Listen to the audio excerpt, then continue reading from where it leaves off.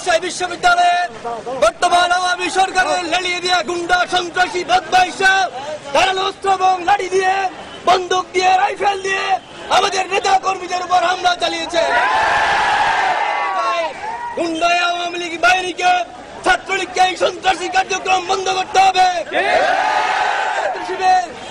সাধারণ ছাত্রদেরকে সাথে নিয়ে সমস্ত বিশ্ববিদ্যালয় কলেজগুলোতে গণ আন্দোলন গড়ে তুলে ফ্যাসিবাদী সন্ত্রাসী গোষ্ঠীকে বাংলার মাটি থেকে নিশ্চিহ্ন করবে ইনশাআল্লাহ।